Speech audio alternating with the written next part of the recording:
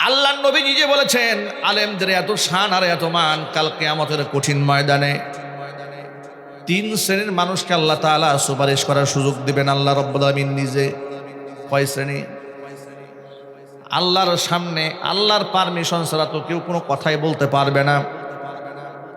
আয়াতুল কুরসির মধ্যে তো আপনারা সকলে এটা পড়েছেন, মান যাল্লাযী ইয়াশফাউ ইনদাহু ইল্লা বিইযনি। এমন কে আছে রবের সামনে সুপারিশ করবে তার পারমিশন ছাড়া? কেউ নাই। হাসরের ময়দানের বিভীষিকাময় অবস্থা তৈরি হয়ে যাবে, কেউ কোনো টু শব্দ করতে সাহস পাবে না। নবী রাসূলরা পর্যন্ত ইয়া নাফসি বলে পাগল পারা হয়ে যাবে।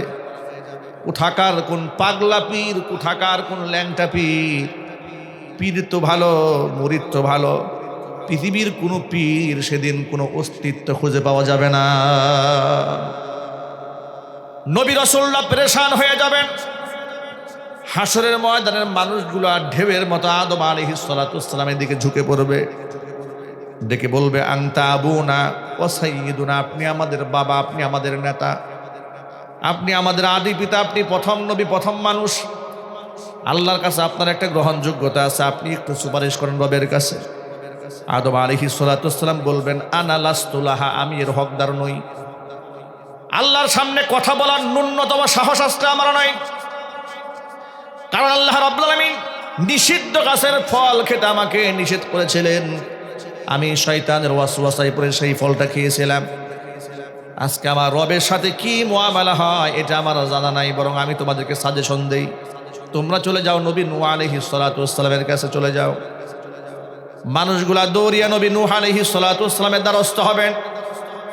নূহ আলাইহিস সালাতু ওয়াস সালামের কাছে যাওয়ার পরে তিনি একই কথা বলবেন, আনা লাস্তু লাহা, আমি এর হকদার নই, এর রাইট আমার নাই, অধিকার আমার নাই।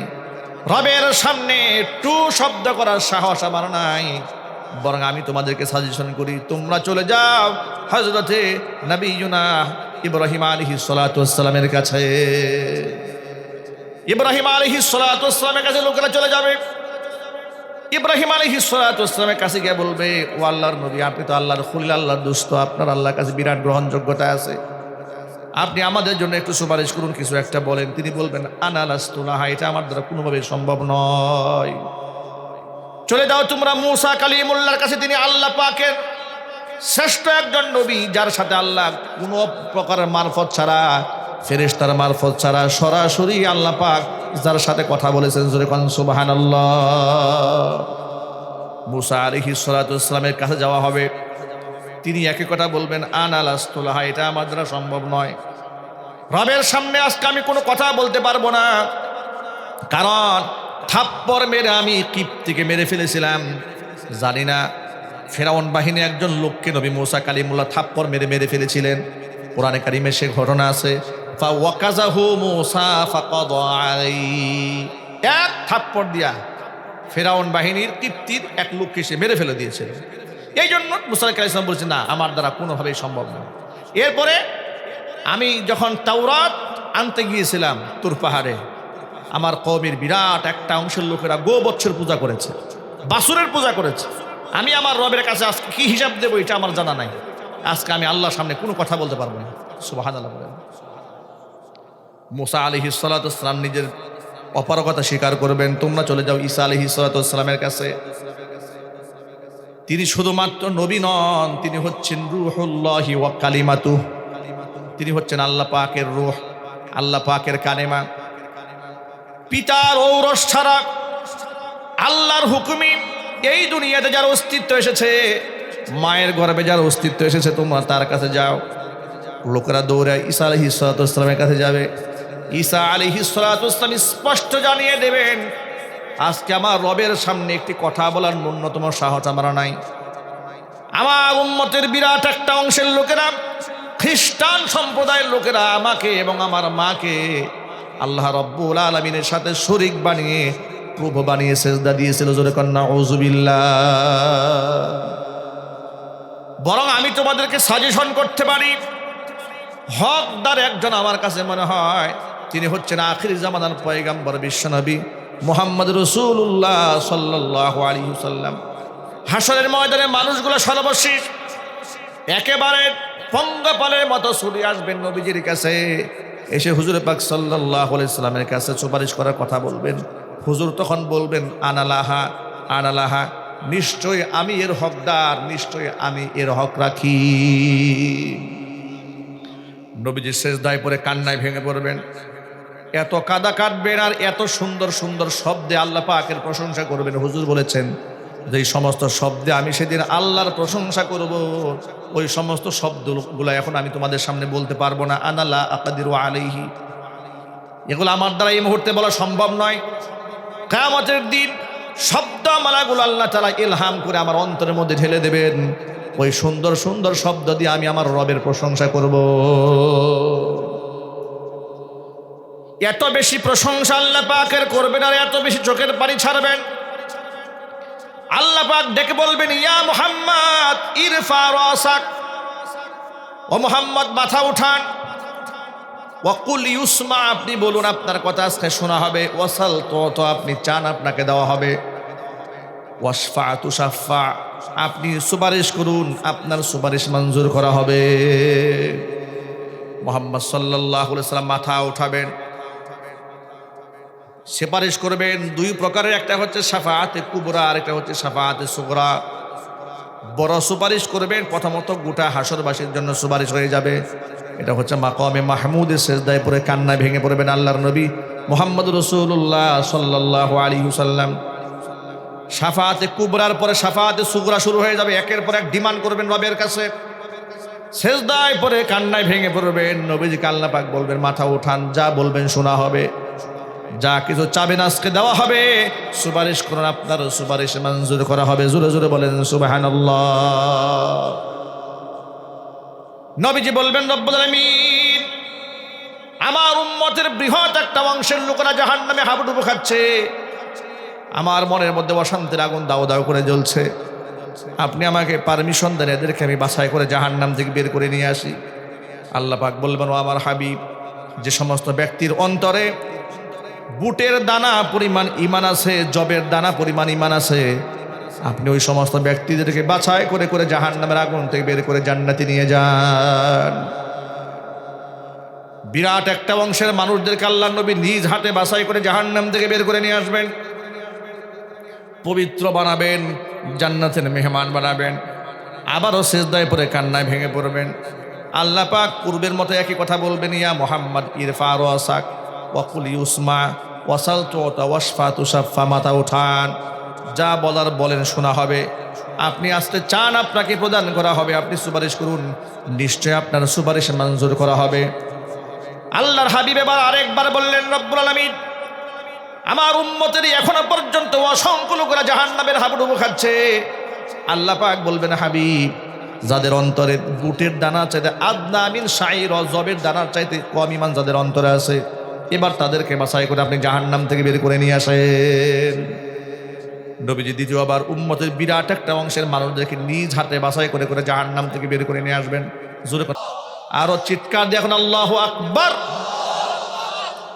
আফসোস লাগে এই উম্মতের জন্য, সেই মুহাম্মদ সাল্লাল্লাহু আলাইহি ওয়াসাল্লামের সাথে দূরত্ব তৈরি করে পাগল ছাগল ল্যাংটাদের সাথে মহব্বত রাখে। ঠিক কিনা বলেন? হাদিসে কি আছে মান্য করে না, কোরআনে কি আছে মানতে চায় না। দয়াল বাবা যা করছে তাই করল। দয়াল বাবার গায়ে জামা কাপড় নাই, ল্যাংটা। জিজ্ঞেস করা হয়েছে, ব্যাপারটা কি, ল্যাংটা লোকের পেছনে ঘুরেন কেন?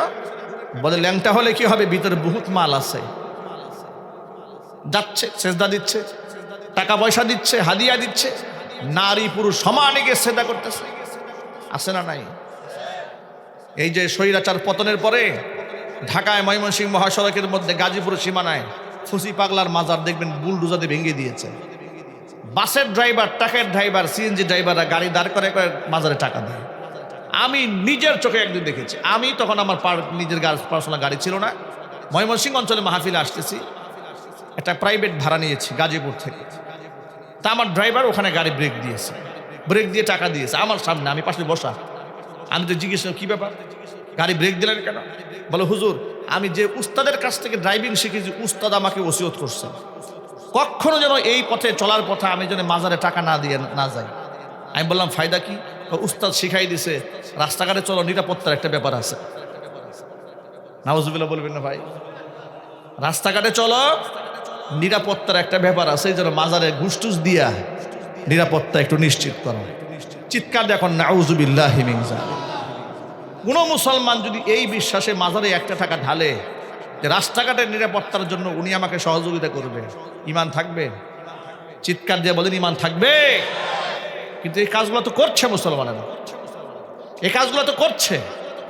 আবার এই সমস্ত কাজ যারা প্রমোট করছে তারাও এই সমাজে আলেম হিসেবে পরিচিত লাভ করে বসে আছে। কতগুলা ভণ্ড বক্তা বাংলাদেশে আছে, ইউটিউব ঢুকলেই, ফেসবুকে ঢুকলেই এদের নাচানাচি আর কুদাকুদি। লোকেরা খালি জিজ্ঞেস করে হুজুর এই জিকিরটা এটা কোন হাদিসে আছে? আরে বাবা এই হাদিস তো আমরা পড়ি নাই। ওরা পাইলো কই তাহলে হিমতে হিমতে জিকির, হ্যাক্কু হুক্কু জিকির, এরপরে স্টেজে উঠে এরকম এরকম লাফালাফি করে। আছে না নাই? এই ভণ্ডামি বন্ধ হওয়া দরকার। আর এই সমস্ত ভণ্ডামি বিগত 16 বছর স্বৈরাচারের আমলে খুব মাথাচাড়া দিয়ে দাঁড়িয়েছিল। কারণ হক্কানি আলেমুল আমাদের মাহফিলে বাধা থাকলেও ভণ্ডদের মাহফিলে কোনো প্রকার বাধা ছিল না। ওরা তলে তলে, এই ভণ্ডরা প্রকাশ্যে এবং গোপনে স্বৈরাচারীকে সাপোর্ট করেছে। হক্কানি আলেমদেরকে জেলখানায় যখন নেওয়া হয়েছে ওরা বলতো যে এদের সাথে তো অলিদের সম্পর্ক নাই, এই জন্য ওদেরকে পুলিশে ধরে। আর আমাদেরকে পুলিশে ধরে না কেন? আমাদের অলিদের সাথে খুব ভালো সম্পর্ক। যে ভণ্ডটি এই কথা বলেছিল সেই ভণ্ডকে ইদানিং পুলিশ খুঁজতেছে। কথা বলতে হবে ঠিক কিনা? এখন আমাদের খুব জানতে ইচ্ছা করে তাহলে অলির সাথে কি সম্পর্ক হঠাৎ করে ছিন্ন হয়ে গেল নাকি? কথা বলেন ঠিক কিনা, জোরে বলেন ভাই। তাহলে তো আমরা বুঝে ফেলেছি কোন অলির সাথে সম্পর্ক তোমার ছিল। যে অলি শাপলা চত্বরের অসংখ্য ছাত্রকে শহীদ করেছিল, যে অলি 96 সালে মাথার মধ্যে পট্টি বেঁধে হাতের মধ্যে তসবি ধারণ করে গোটা মুসলিম উম্মার সাথে প্রতারণা করেছিল, যে অলি 57 জন সেনা অফিসারকে ঠান্ডা মাথায় খুন করে ভারতের কাছে গোটা দেশটাকে জিম্মি করে দিয়েছিল, যে অলি জুলাই আগস্টের বিপ্লবে 2500 আমাদের কলিজার টুকরা ভাইদেরকে, বোনদেরকে, নিরীহ ছাত্র জনতার বুকে গুলি চালিয়ে শহীদ করেছিল, যে অলি ওটা বাংলাদেশ থেকে ইসলামকে ধ্বংস করে দিয়ে হিন্দুত্ববাদ কায়েম করার জন্য ভারতের গোলামি করে তাদের চাকরের মতো কাজ করেছিল, ওই অলির সাথে তো তোমাদের সম্পর্ক ছিল। অলিও নাই, তোমাদের নিরাপত্তাও নাই। ঠিক কিনা জোরে বলতে হবে। বোঝা গেল তোমরা কোন অলির মুরিদ ছিলা। ওদের ভিডিও রেকর্ডগুলো আমাদের আছে। ওরা সরাসরি নৌকার পক্ষে ক্যাম্পেইন করত। আবার ওয়াজের মধ্যে গর্বের সাথে বলতো আমরা পুলিশ বান্ধব বক্তা। কি বান্ধব? আচ্ছা প্রিয় ভাইরা, পুলিশ প্রশাসনের সব লোককে আমি খারাপ বলি না, কিন্তু যারা রিমান্ডে নিয়ে নিরপরাধ মানুষদেরকে পিটিয়ে হত্যা করেছে ওরা মানুষ না জানোয়ার। কথা বুঝে বলতে হবে। র্যাবের যেই সমস্ত কর্মকর্তারা মানুষদেরকে গুম করেছে, খুন করেছে, মানুষের পেট ছিদ্র করে পাথর বেঁধে নদীতে ফেলে দিয়েছে, মানুষটা জানোয়ার। এদের বিরুদ্ধে এদের কোনো আওয়াজ ছিল? এই ভণ্ডর তথাকথিত তেহারি মার্কা বক্তাদের কোনো আওয়াজ ছিল? কোনো আওয়াজ ছিল না। বরং মাহফিলের মধ্যে ওরা জয় বাংলা স্লোগানকে প্রমোট করত।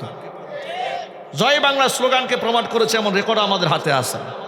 ভণ্ডামি করে করে বিরাট বিরাট প্রোগ্রাম করেছে। আর ওই সমস্ত বাতিল নালায়েক কুলাঙ্গারদের কাছে এদের বিরাট দাম ছিল। এরা ছিল বিরাট বড় আল্লামা, আর হক্কানে আলেমরা ছিল জঙ্গি এবং তালেবান। হক্কানে আলেমদেরকে বানিয়েছিল রাজাকার আল বদর আল শামস, আর ভণ্ড বদমাশদেরকে বানিয়েছিল আল্লাহর ওলি। গোটা জাতি আজকে বুঝে গেছে প্রকৃত ওলি কারা। যারা রাষ্ট্রের জন্য, কোরআনের জন্য জীবন বাজি রাখতে পারে, তাদের চাইতে বড় ওলি আর কেউ নাই। স্বৈরাচারীর আমলে যে আলেমরা জেল খেটেছে, জরিমানা দিয়েছে, তারা জাতির শ্রেষ্ঠ ওলি। কথা বলতে হবে ঠিক কিনা বলেন। বাতিলের সাথে যারা আতাত করে চলে, যত বড় পীর হোক না কেন, আল্লাহর কসম আমি তাকে ওলি মানতে পারি না। তাকে আমার মুনাফিক বলতে আমার একটু জিহ্বা কাঁপবে না। আমার প্রিয় যুবক ভাইরা, যে কথা বলতে চেয়েছিলাম, এই সমস্ত ভণ্ডামি মাজার পূজা, কবর পূজা, পীর পূজা এই সমস্ত ভণ্ড লোকেরাই প্রমোট করে। হকপন্থী আলেমরা কোনোদিন মাজার পূজাকে প্রমোট করে না, বরং আল্লাহর ওলিদের কবর দেখলে আপনি সালাম দেন। জিয়ারত করা কেউ নিষিদ্ধ করে না, কিন্তু ওরা তো জিয়ারত করে না, জিয়ারতের নামে ভণ্ডামি করে। মাজারের মধ্যে শিরিক বেদাতের আখড়া আছে না নাই? আরো জোরে বলেন। সেজদা দেয়, জিজ্ঞেস যদি করে সেজদা দিলেন কেন? তাই আমরা এটা সম্মানের সেজদা দিয়েছি, তাজিমি সেজদা। ব্যাখ্যা বানাই ফেলছে, তাজিমি সেজদা পাইলা কই? ওই যে আল্লাহ তাআলা যে আদম আলাইহিস সালাতু ওয়াস সালামকে সেজদা করার কথা বলেছিল ফেরেশতাদেরকে, তাজিমি সেজদা, আমরা সেই তাজিমি সেজদা দিই। আহারে দেখেছেন যুক্তি আর তর্ক কোথায় নিয়ে দাঁড় করায়। তাজিম মানে সম্মান, তাজিম মানে কি? সম্মানের সেজদা। মানুষ হয়ে যদি মানুষের পায়ে সম্মানের সেজদা পাওয়ার হক কারো এই পৃথিবীতে থাকতো, আপনারা এক বাক্যে জবাব দিবেন, আমাদের নবীর চাইতে বেশি সম্মানিত কোনো ব্যক্তি বিগত জীবনে ছিল? বর্তমানে আছে? ভবিষ্যতে হওয়ার আদৌ কোনো সম্ভাবনা আছে?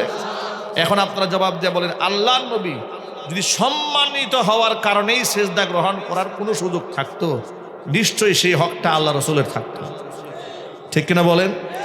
এবার আপনারা জবাব দিয়ে বলেন, তো আল্লাহর নবী ১৬ লক্ষ সাহাবীর কোনো একজন সাহাবী থেকে জীবনে একটা সেজদা গ্রহণ করেছেন? চিৎকার দিয়ে বলেন করেছেন। তাহলে তুমি কোন আল্লাহর ওলি পাইলা এরকম যে যার সম্মান আমার রসুলের চাইতে বেশি? কোথায় পেয়েছো ভণ্ডামি? আল্লাহর নবী যেখানে সেজদা গ্রহণ করেননি, তুমি সেখানে সেজদা কি করে গ্রহণ করো? তুমি কি রসুলের চাইতে বেশি হয়ে গেছো? এই ধরনের ভণ্ডামি বন্ধ করতে হবে। আল্লাহ পাক যেন বন্ধ করার তৌফিক দান করেন। এই ধরনের ভণ্ডদের সাথে আপনাদের কোনো সম্পর্ক থাকবে? ওয়াদা করেন, হাত তুলেন। আল্লাহ পাক যেন ভণ্ডদের সমস্ত অনিষ্টতা থেকে আমাদের বাঁচার তৌফিক দান করেন। জোরে কোন আমিন। আমাদের সম্পর্ক থাকবে আল্লাহ রসুলের সাথে, যিনি আমার পরম বিপদের সঙ্গী হয়ে দাঁড়াবেন কাল হাসরের ময়দানে। নবীজি সাল্লাল্লাহু আলাইহি সাল্লাম দুইবার বলবেন, রব্বুল আলামিন আমার উম্মতের আজকে জাহান্নামে আছে। নবীজিকে আল্লাহ পাক বলবেন, এবার আদনা মিন শাইরা, বুটের জবের দানার চাইতে কম যাদের অন্তরে ঈমান আছে এদেরকে আপনি বাছাই করে জাহান্নাম থেকে বের করে নিয়ে যান। বের করে নেওয়ার পরে নবীজি এবার তৃতীয়বার আবারও সিজদায় পড়ে কান্নায় ভেঙে পড়বেন। এত কান্নাকাটি করবেন, আবার আল্লাহ পাক বলবেন, ইয়া মুহাম্মদ ইরফা রাসাক, মুহাম্মদ মাথা উঠান, যা বলার বলেন। আপনার কথা আজকে শোনা হবে, আপনি চান আপনাকে প্রদান করা হবে, আপনি সুপারিশ করুন, আপনার সুপারিশ মঞ্জুর করা হবে। নবীজি এবার মাথা উঁচা করবেন তৃতীয়বারের মাথায়। রব্বুল আলামিন এখনো পর্যন্ত অসংখ্য লোকেরা জাহান্নামের আগুনে হাবুডুবু খাচ্ছে। আল্লাহ পাক বলবেন, আদানা আদানা মিন শাইরা, যাদের অন্তরে জবের দানার চাইতে কম, তার চাইতে কম ঈমান যাদের অন্তরে আছে এদেরকে বাছাই করে করে জাহান্নাম থেকে বের করে নিয়ে যান। জাহান্নাম থেকে বের করে নেওয়া হবে তৃতীয়বারের মাথায় অসংখ্য মানুষদেরকে। এরপরও নবীজির দিল ঠান্ডা হবে না। 4 নাম্বার, আল্লাহ নবীর কাছে নবীজি আমার একটা ডিমান্ড করে বসবেন, আল্লাহ তোমার কাছে সর্বশেষ আমার চাওয়া, এরপর আর কিছু চাবো না। আল্লাহ পাক বলবেন, ও আমার হাবিব মাথা উঠান, কি বলার বলেন। শোনা হবে, চান প্রদান করা হবে, সুপারিশ করে মঞ্জুর করা হবে। হুজুর বললেন, রব্বুল আলামিন কার অন্তরে কতটুকু ঈমান আছে আর মাপযোগ করা দরকার হবে না, শুধুমাত্র একটা বারের জন্য আপনি আমাকে সুযোগ করে দেবেন, যারা গোটা জীবনে ঈমানের সাথে বিশ্বাসের সাথে একটা বার শুধু লা ইলাহা ইল্লাল্লাহ মুখে উচ্চারণ করেছে। আমল কি ছিল আমি দেখব না, শুধুমাত্র মুখে লা ইলাহা ইল্লাল্লাহ উচ্চারণ করেছে এমন একজন মানুষকেও আমি জাহান্নামে রাখবো না, আপনি আমাকে সুযোগ করে দিন। আল্লাহু আকবার বলেন। নবীজির চাইতে আপন আর কেউ হবে না। হুজুরকে আপন বানায় নেন, ঠিক কিনা বলেন? আপনি রসুলকে আপন কেমনে বানাবেন? রসুলের সুন্নাহকে নিজের জীবনে বাস্তবায়ন করার মাধ্যমে রসুলকে আপন বানায় নেবেন। নবীজিকে যারা মোহাব্বত করবে, নবীজির কোনো একটা সুন্নাহকে এসে অপমানিত হতে দেখতে পারবে না।